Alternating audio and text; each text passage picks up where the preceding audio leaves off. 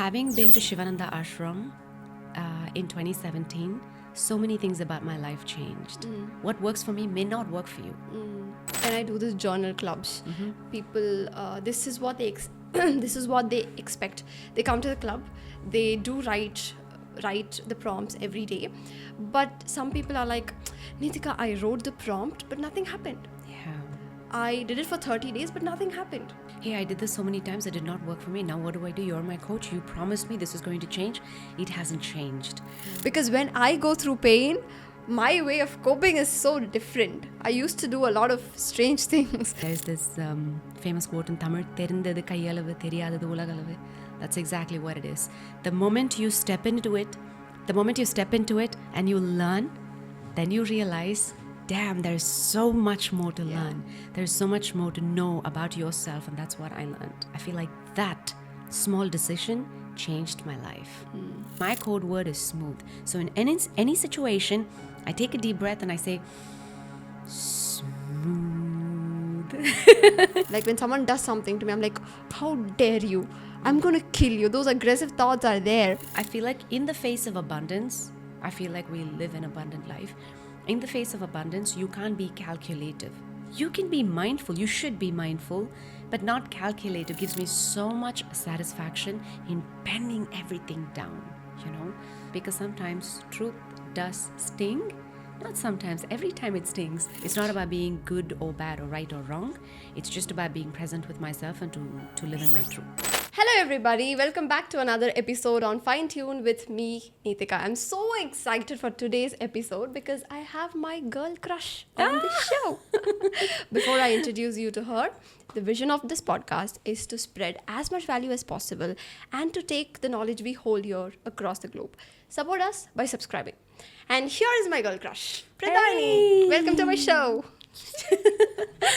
Thank you. What a pleasure it is to be here. So as a token of love, I want to give you my tea. This is amazing. Thank you so much. I've seen it so much on your Instagram and now I get to experience it. Thank you. So you should definitely give it a try and you should Yes. let me know how it tastes. Absolutely. Live life one cup at a time. This is so cool. Thank you. Right? It smells so good. I can smell it. Yeah. I see your stories where you dip the tea bag, I guess. Yes. Right? I want to know tea how leaves. it feels. Yeah. Yeah. I want to know how it feels. Specifically, it's from Ooty. So it's only Beautiful. exclusive Ooty tea. Okay. So I want you to Ooty. taste how Ooty tea is and Okay. let me know. Okay? Okay. I'm going to try the OTT and tell you how it is. Okay. Thank you. Thank you. Great. My first question, and I think a question that a lot of people do have is, what do you do? Who are you? Who am I? Yes. I'll leave it to them. I'm still figuring that out. Just like all of us are. What do I do? Well, I work as a content creator and I'm a certified yoga instructor and I intend to start teaching. Well, I taught 2 classes today, back to back with Poga, which is exciting. And occasionally I also work as a self-connection coach. I train corporate teams and a group of people online. So I really enjoy that. So all of this. Okay. So I've been following you for a very long time and I see a bunch of stuff like yoga, meditation, and a lot of self-connection, a lot of wisdom and content creation and a lot of stuff, right? So the last time we met, you talked about self-expression for 3 hours straight with no preparation. It's just 3 hours straight. So I saw a lot of wisdom in you. So I want to ask, like, where did you start? Like, where did your yoga journey start? Where did the spiritual journey start? Because I know you're a spiritual girly, you're a moon girly, you're a tarot card girly. I know that. So where did your journey start? Well, in 2017, I'm like doing a little rewind in my head. Definitely. 2017, I went to Shivananda Ashram Okay. to do my teacher's training. And I did that not to really teach, but to be able to understand what this whole flow of yoga is, to be able to practice every day, to connect with myself and to dive into philosophy. So all of that really gave me an insight and it was new for me. There is this beautiful teacher here in Chennai. Her name is Divya Rola. She suggested that I should do teachers training. Until then, I didn't know how yoga teachers were made. I would just go to a yoga class. I'm like, okay, someone's teaching yoga out of interest, but I never understood how they were. Well, I never really thought about it, That's the thing. I never really thought about it. So I know that having been to Shivananda Ashram in 2017, so many things about my life changed. Well, it's a small change that happened over a period of time, and I kept aligning to the center. What I did was I started practicing yoga right after 2017, and over a period of time, at some point, I did feel a disconnection. I was not consistent, and I would practice in the morning. Sometimes I'd do it in the evenings, and some days I started skipping. And there was a phase where I completely gave up. I wasn't practicing pranayama, I wasn't practicing meditation. And then I remember I reconnected during pandemic, which was amazing. And I feel like that time, the quarantine really got a lot of us to connect with ourselves, right? And for me, reading and waking up early, like I was waking up at 4 o'clock every day. I feel like that small decision changed my life. Just waking up at 4, deciding everything that I wanted to do the previous night, preparing the previous night for my next morning, changed the game for me. And after that, it's been a completely different journey. Great. But when I look at your profile, right, it's so beautiful to watch, one side. And on the other side, I am specifically, personally inspired by the way you live. Like, it's slow-paced, it's beautiful, and you move your body, you make sure you move your body, and then what is the work for the day? It's more like, I'm going to wake up and decide what I'm going to do for this day. Like, I have this, I have that. One day you're at Bali training for like pro yoga, and another day you're at Sadhana Forest, you're volunteering, and another day you're a corporate trainer, and another day you're with dogs doing poga. So I'm very much inspired by that life, because I aspire my life to be like that.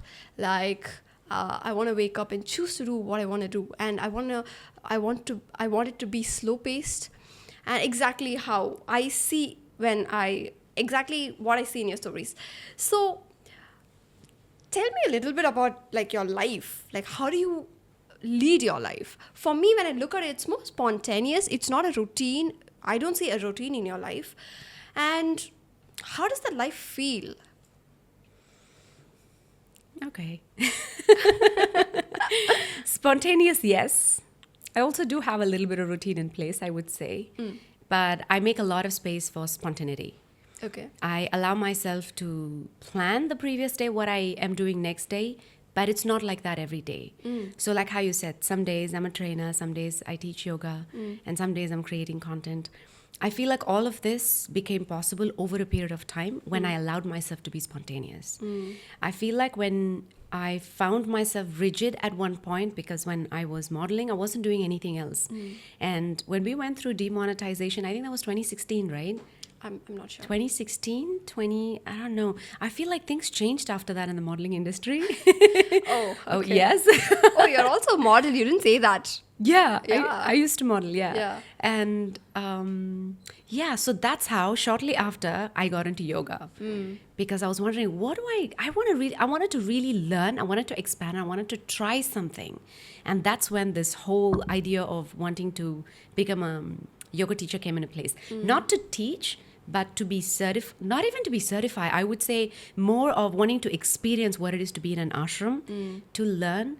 Maybe somewhere in the future, I knew I would probably want to teach, but that particular certification that I did in Shivananda was just for me to really understand what it is. And so then I got a little bit into yoga. A lot of things started changing for me in terms of spending time with myself. Like in terms of philosophy, I understood what it is to question, dive deep. But initially, when we sit through the philosophy class, when they say you have to ask yourself, who are you? Who am I? That really gets you to think, but you don't arrive at any answer, because that's just the beginning. There is so much more. And you know how they say there's this famous quote in Tamil, "Therindadu kaiyalavu, theriyadadu ulagalavu." That's exactly what it is. The moment you step into it and you learn, then you realize, damn, there's so much more to learn. There's so much more to know about yourself, and that's what I learned. And so yoga journey started, and then I started creating content. As an influencer, I wouldn't say I'm an influencer. I like to call myself a content creator. Well, people may get influenced or not. That is a choice. I can't say I influence. I create content. Maybe you get influenced, maybe you don't. So I think that's more of my title. And yeah, and I started coaching during a pandemic because it was online, and I got this offer to take up these sessions on meditation, which I thoroughly enjoyed, which I hadn't done before, but it was so beautiful. The people who came up to me, they had a lot of faith in me, and that kind of put me in a spot where I felt like maybe I could offer these classes. And I started creating the content around inner work, self-expression, and that's exactly probably what we spoke about when we met. Yes. Great. So a little bit of everything. So Very nice. yes. Very nice. Thank you. So you've been in this field like yoga, meditation and stuff for a really long time, right? So I'm not a yoga teacher or I'm not an expert, but I do have yoga and meditation as part of my life. It's an integral part of my life. I do that, but I'm not as like an expert on that. I'm just figuring my way out. But I know it's really helpful. And when I coach people, I tell most of the people, like when they ask me, how do I calm myself down? I tell them, you try yoga, try stretching, try meditation. And I do give them a lot of step-by-step things on how they can meditate. But there is a disconnect where people just couldn't get themselves to do yoga or meditation. And they just couldn't understand the importance of yoga and meditation. I'm able to understand it because I do yoga, I do meditate, I experience the changes, I feel it. But when I have to explain that feeling to someone else, like my people that I coach, I try my level best, but I couldn't exactly tell them how yoga and meditation is going to be useful or how it's going to calm them or how it's going to change their life. So if you have to put it in simple words, and if you have to tell the people watching this that how yoga and meditation could be integrated and how it's going to change their life, what would you say? First of all, I heard you say you're not an expert. Trust me, I'm not an expert also. I'm only sharing what I know based on my experience. And it's normal for people to feel that way, like the way you mentioned, it's normal, because I felt like that too. I've at one point in my life where, you remember I said I disconnected from yoga? Yeah. I found yoga too slow for me. I didn't know what I wanted. That's because I didn't know what I wanted, or I probably set a goal and I wasn't reaching. So that's the whole idea. The idea is to make yoga a part of your lifestyle and not so much a means to achieve a goal. It's when they feel, if I sit down to meditate, I'm going to be calm today, things are going to happen my way. No, that's not how it works. You meditate so you can connect with yourself. There is this calmness that you experience over a period of time. And more importantly, you learn how to respond instead of reacting. Yeah. And that can happen only when you're calm and centered. And that is where yoga and meditation comes into play. You know, that's what's going to help you realign and connect with yourself, where you are not looking for a certain goal because, oh yeah, I meditated today, this is what's going to happen today. Yeah. I visualized it, this is exactly what's going to happen. And if it doesn't happen, then you're questioning, why didn't it happen? Maybe this is not for me. It's so easy to throw away so quickly. But this is not something that's bringing your dreams to you, but this is something that's bringing you to yourself. Yeah. It connects you with your inner self. And when you're connected, you're comfortable, then you're able to express. Then you speak your truth from your reality, knowing that anything that you say is only your truth and your reality, which means you will be able to accept the other person and honor their truth and their reality, because we are all thinking completely different things in our head, and our perspectives are so different. From where I am, everything looks different. From where you are, everything looks different. Although we're in the exact same place. So that's how that works. Exactly. When I coach people or when I do these journal clubs, people, this is what they this is what they expect. They come to the club, they do write the prompts every day, but some people are like, Neethika, I wrote the prompt, but nothing happened. Yeah. I did it for 30 days, but nothing happened. And I'm like, look, journaling, this is what I say when I have to explain it to them in simple terms. You don't eat food and immediately look around and say, nothing happened. You don't do that. Yeah. Once you eat food, you know that it is going inside and doing the work it has to do. Yeah. It's the same way. You take journaling, you take meditation, anything, you just have to do it. Yeah. It will do the work that it has to do inside you. Yeah. And you will notice the changes when the time comes, right? So that's one thing I think that's stopping people from taking actions, which is expecting the results immediately. So just eat your food and wait for it to work. And so I want to ask one specific question. What is meditation? Because I do meditate every day, but if someone asks me what is meditation, I couldn't give them an answer because I think it's too much. There's a lot of things in meditation. I do a meditation that takes like an hour for me to finish. And then there are like 10 minutes, 15 minutes meditation. There's sleep meditation. There's just breathing, body scan. There's so many things. What is meditation, by the way? In my perspective, I will tell you how I see it. Meditation is not something that you do, but it is a state that you get into. You get into a meditative state because you're connecting with yourself. You're either connecting to your breath or you're looking at something. It could be gazing. You've heard of gazing meditation, right? At the candle. Or you could far gaze. This is something that I do when I'm using the phone and using my iPad to edit. Sometimes when I take a break, I walk to my balcony, which I call my deck. I walk to my balcony and I just do far gazing.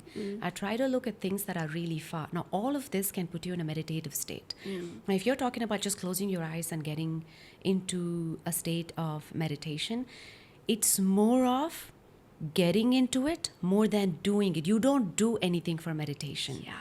Right? You're not going to be like, I'm not going to close my eyes and try and make sure there's no thoughts, trying to push the thoughts away. No. It's about how you allow yourself to get into it. Now, when you sit down, close your eyes, there could be so many thoughts coming and going. You are simply going to be a witness. Yeah. But can you be that witness when you're centered?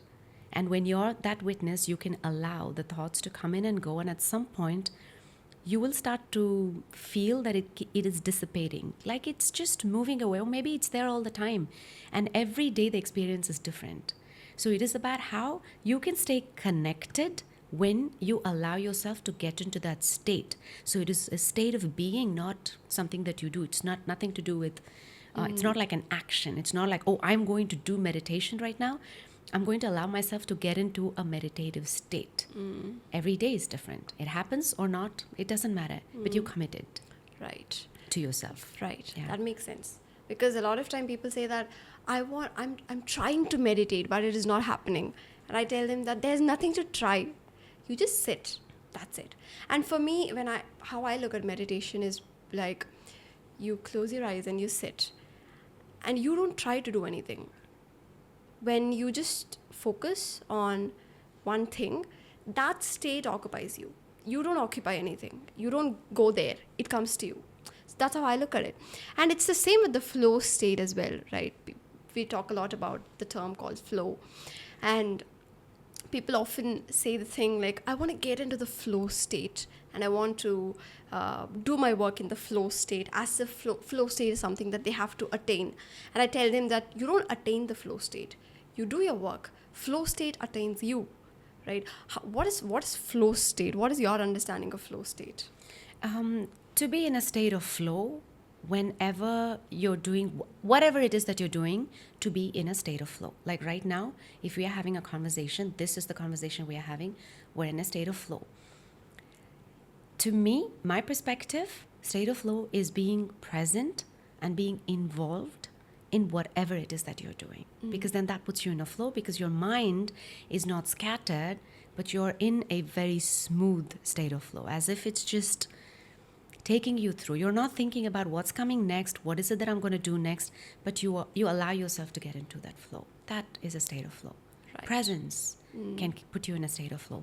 But also I wanted to talk about the different types of meditation that you said. Not everyone is going to be comfortable sitting and watching their thoughts or witnessing their thoughts. That's why there are guided meditations. Yeah. So somebody else can guide you through it, where you maybe visualize a future self or you visualize the best outcome of a situation. But This is to train yourself to keep your focus on something. It could be music, voice, breath, or just the sounds that's around you. There are different types of meditation.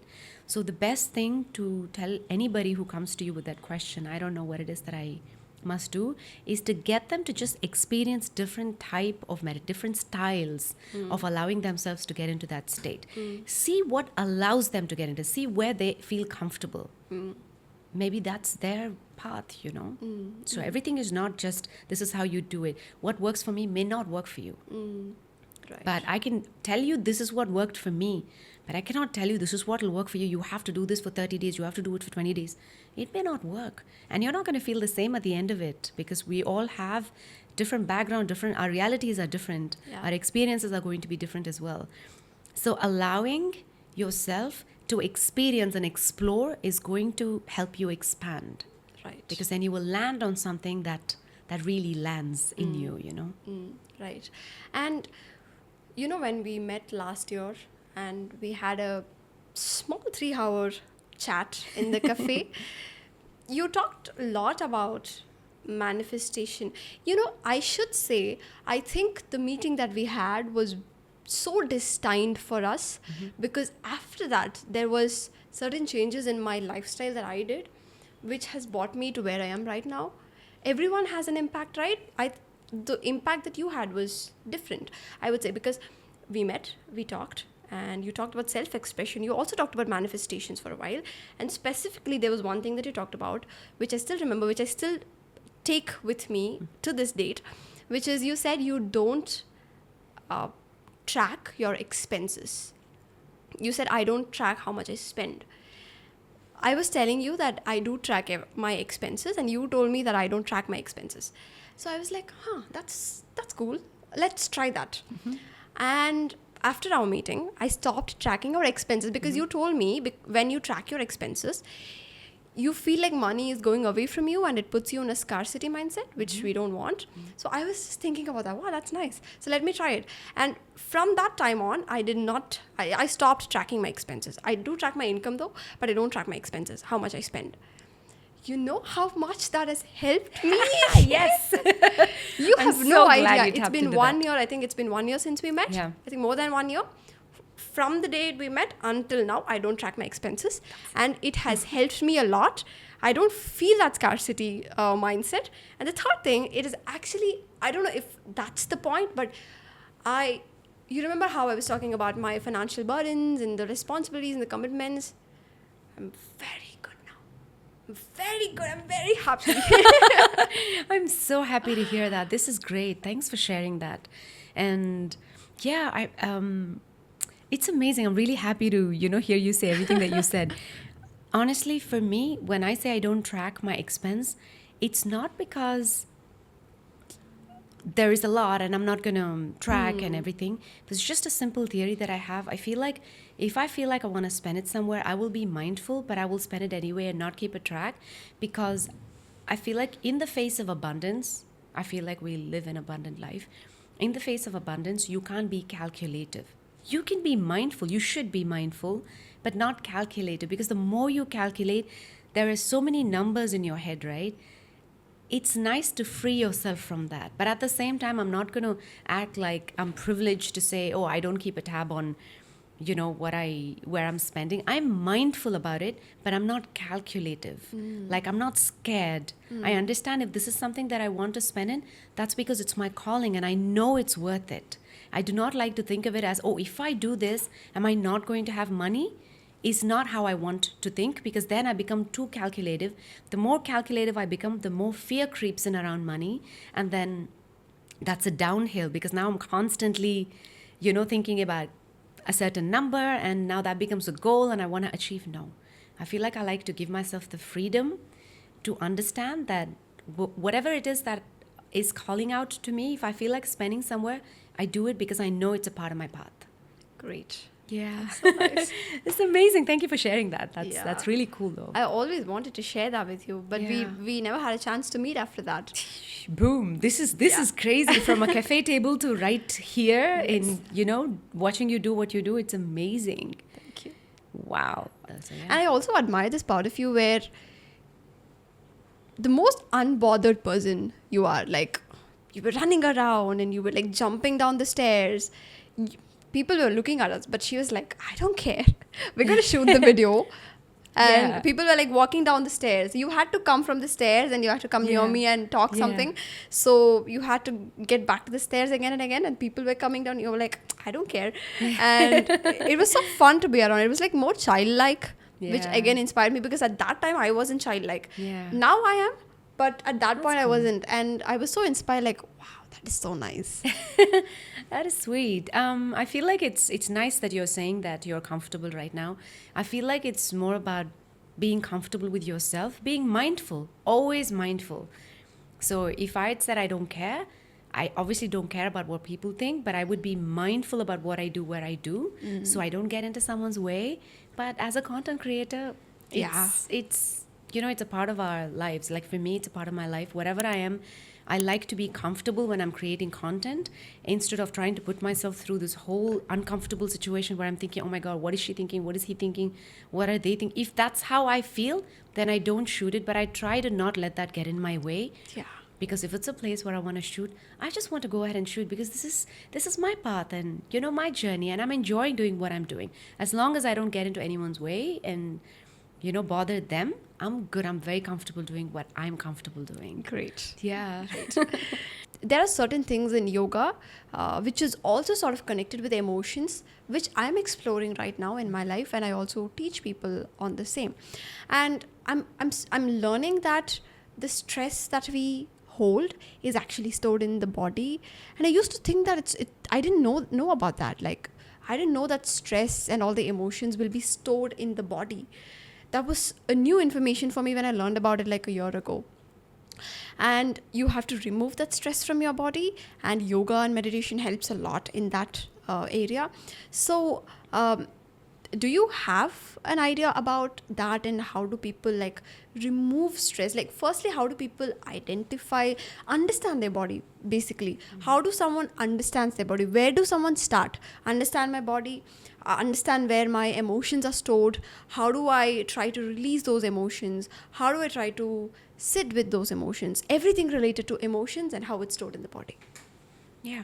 Instead of looking at it this way, where is my emotion stored in my body, and what is it that I must do? What is it that I need to understand? How do I move my body? I feel like what's important is for us to just, you spoke about emotions, to just understand how am I really feeling now, and to be able to say it, right? That is the beginning for me to be able to say it to myself, not to others, because that might take some time. Sometimes it's not easy for us to talk to somebody else and tell them exactly how, hey, this is how I feel. That's not easy for everybody. But can you make that space for yourself to come to terms with exactly how you feel? That's a good start. I don't feel good today. Say it. Why? For example, let's just roll. Say, I don't feel good today because this person said this to me. Now, next you ask yourself, why does it matter so much? Is this person so important to me, or is this person a stranger? If this person is a stranger, then you should be like, okay, it shouldn't ideally matter to me. I'm just overthinking it. I'm worrying about something that actually doesn't matter. But if this person matters, what is it that they said? Does it hold any truth? Because sometimes truth does sting.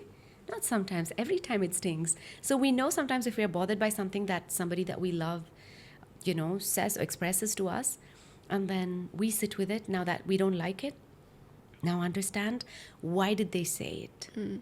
Now, can you allow yourself to understand, have you done this before? Or do you think this can be handled differently? How could this be handled differently? So sitting with your emotion is really asking yourself plenty of questions.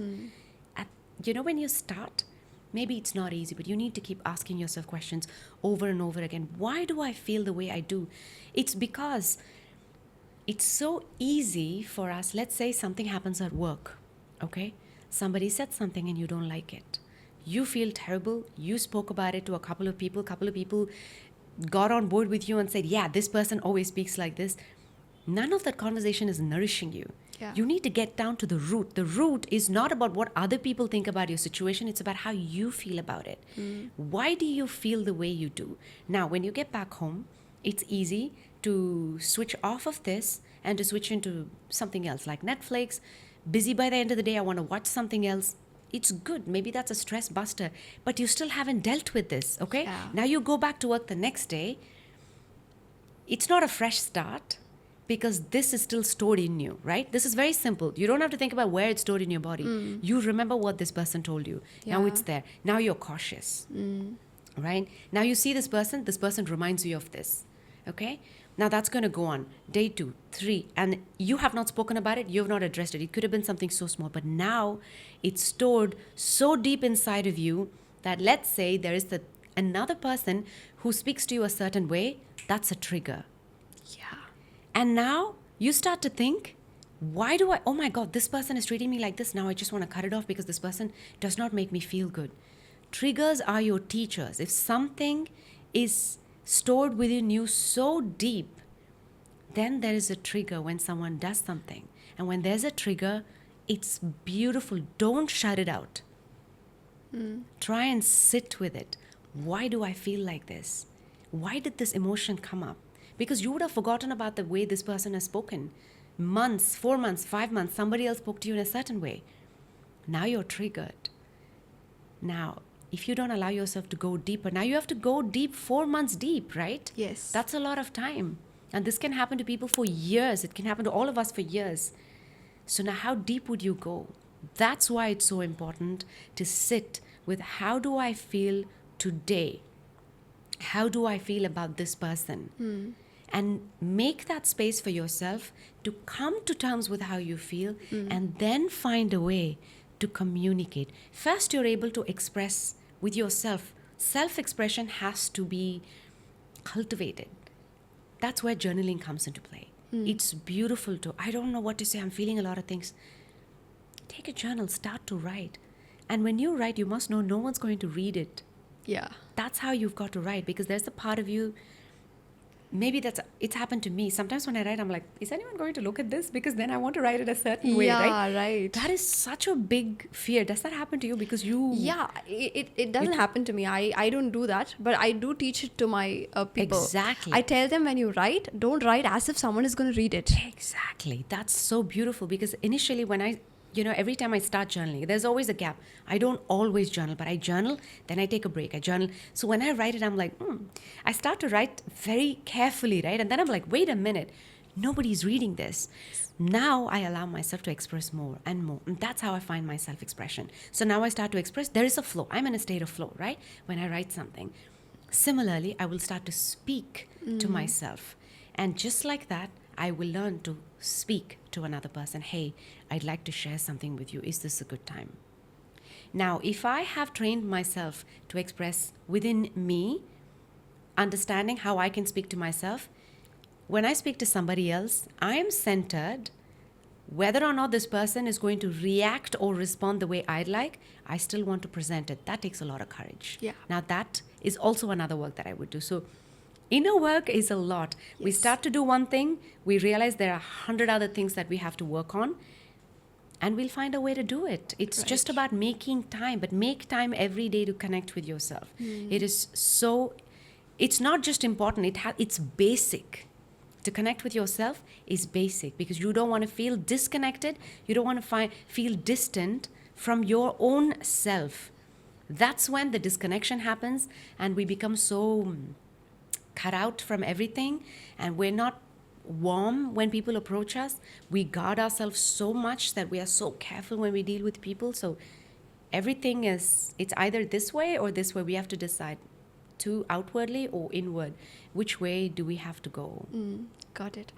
And that's right. That makes a lot of sense. Correct. And I also wanted to ask this. When we met, we were talking about something, and you said there was a certain part in your life which you handled very well, like a painful moment in your life that you handle, and you gave me a very specific example, saying that you would take a cheesecake.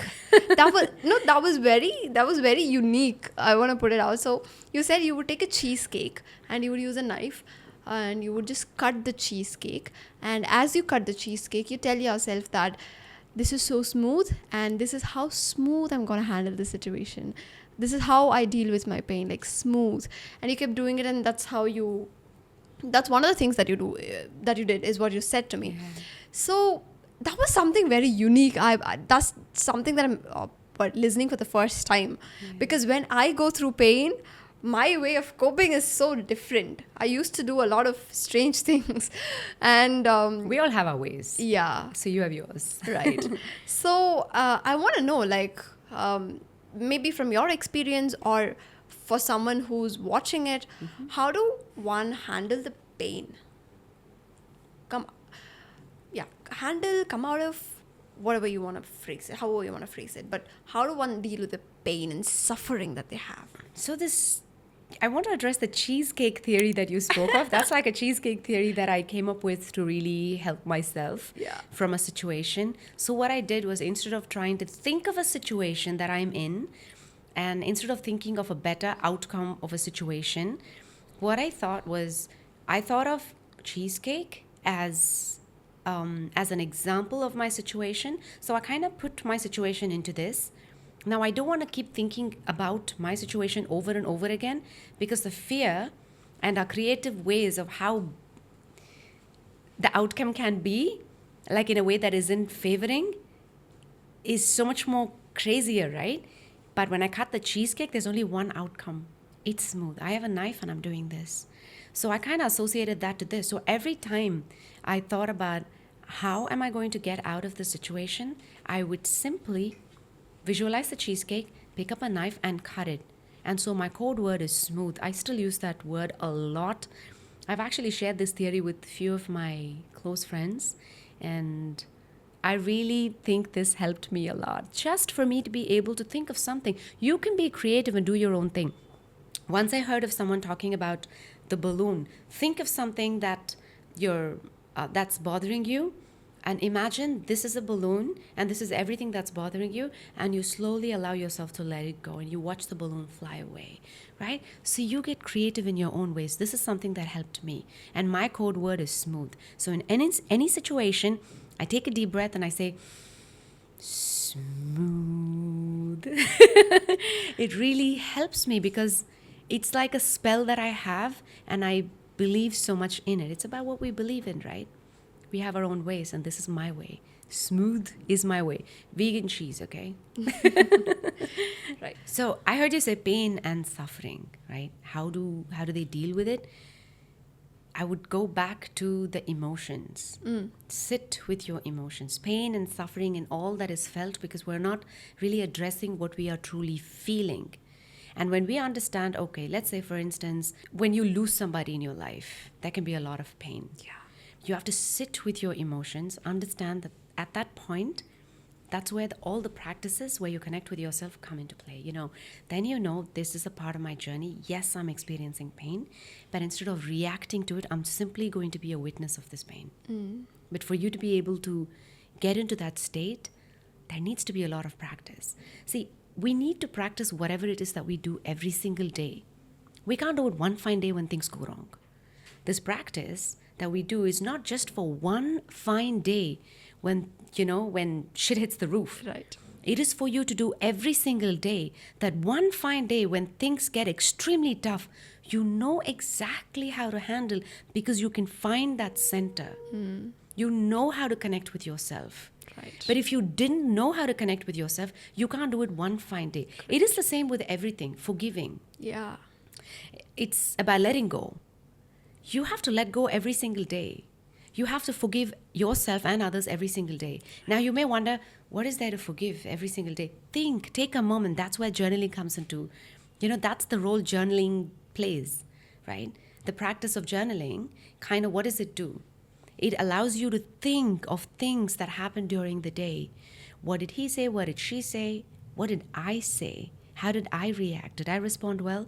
Could I have done this better? How could I handle this better? Every single day, when I am constantly paying attention to little things that I'm doing, things that other people are doing, what can I let go? Who can I forgive? How can I forgive myself? Then one fine day, let's say someone's done something really bad. You really need to forgive, but you find it so hard to forgive because you haven't practiced it every day. You can't do it one fine day, especially when the situation is so tough. So Correct. do it every day. So one fine day, I'm not saying it's going to be easy, but at least you know what to do. You know how to be there for yourself. Correct. Right? It's not like one day, today shit's gone bad. I'm going to start meditation today and forget about this person, change my life. Not gonna happen. Okay. I'm not saying it's not going to happen. People have changed their lives by saying, okay, overnight I'm going to change my life. Yeah, okay, that works too.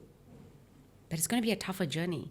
So now, if you can take make changes in small doses every day, forgiving, letting go, connecting, paying attention, being mindful, paying attention to habits. How did I speak? Did I speak well? Could I do this better? How could I have done it better?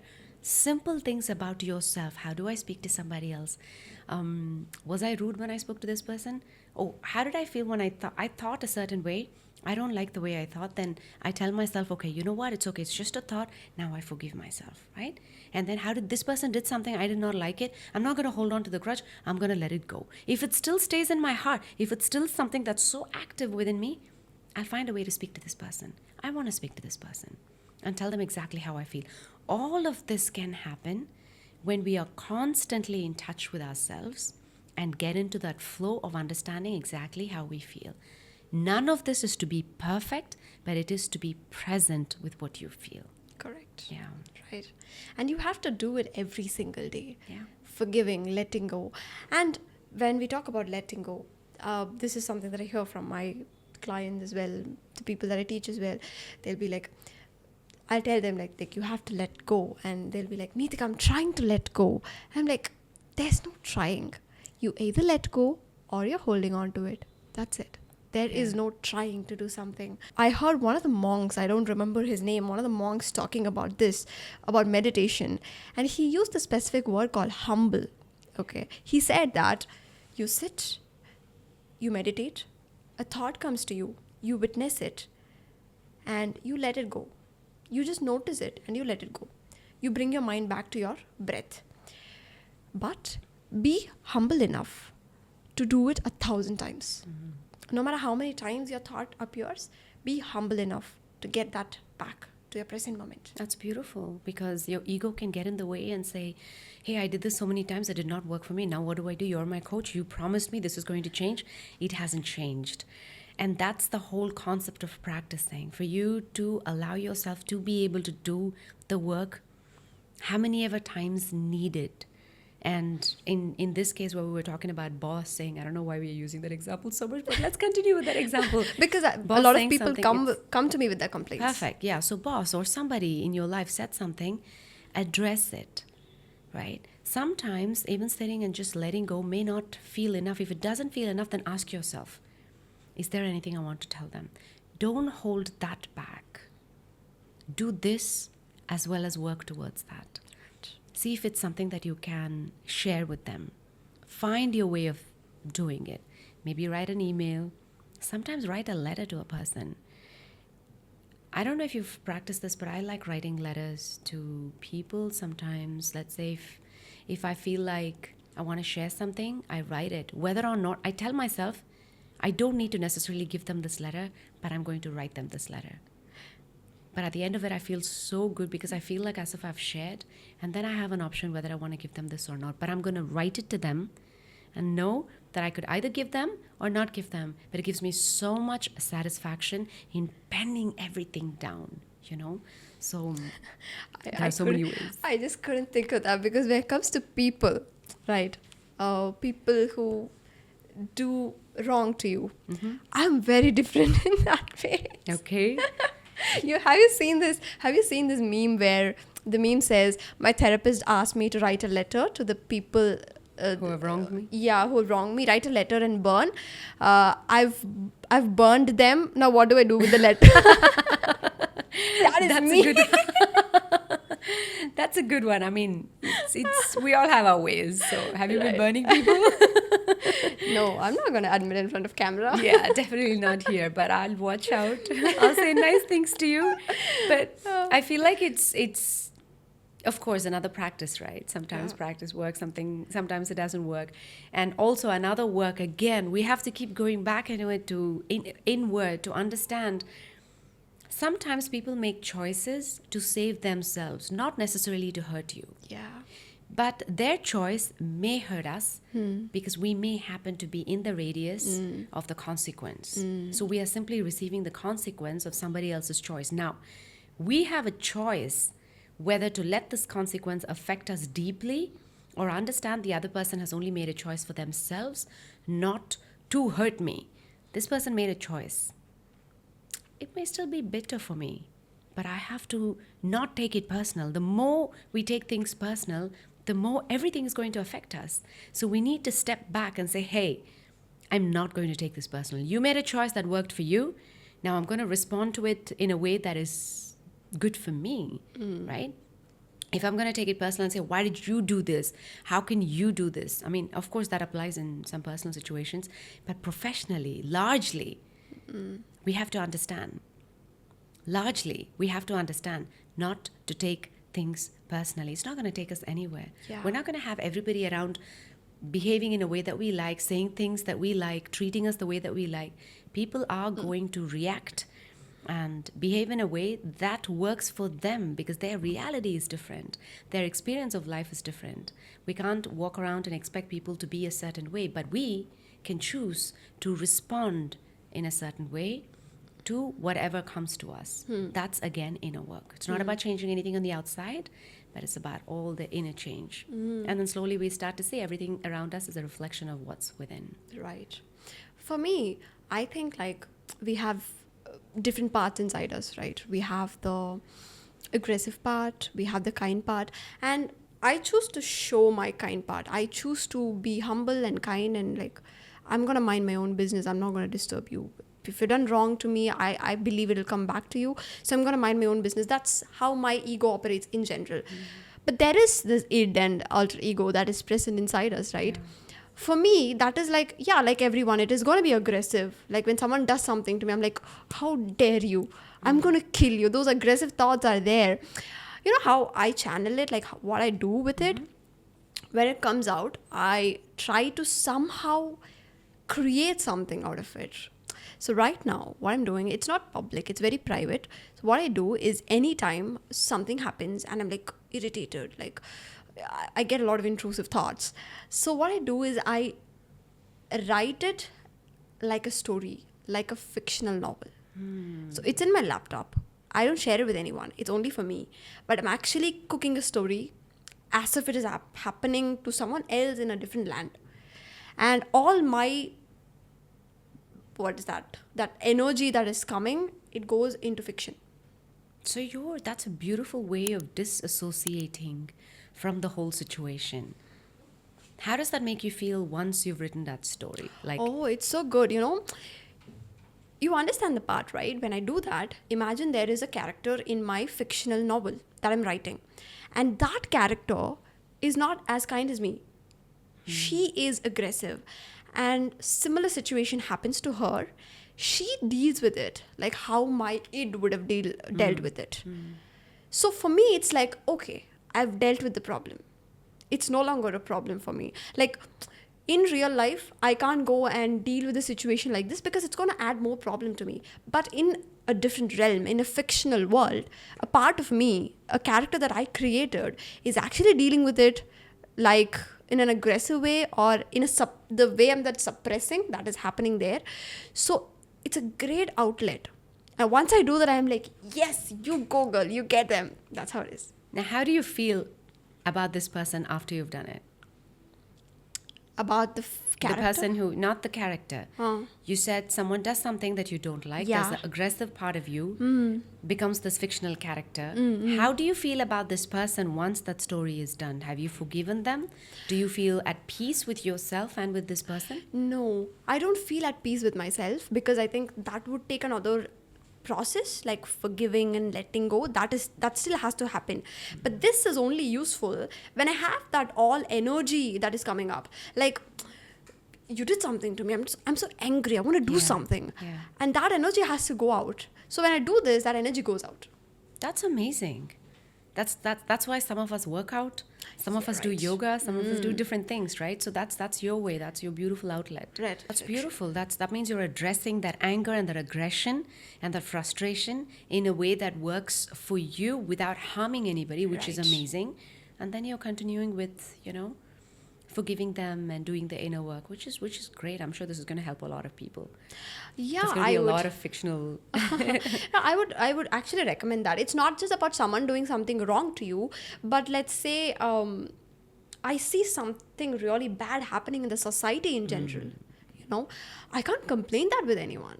Where do I go tell someone that, like, let's say I face like a sexist comment happening somewhere in my workplace, or it's happening to someone else, and I happen to witness it, and I couldn't do anything at that point. Like, certain things when it comes to the societal issues, there's nothing you can do, and that has to go somewhere.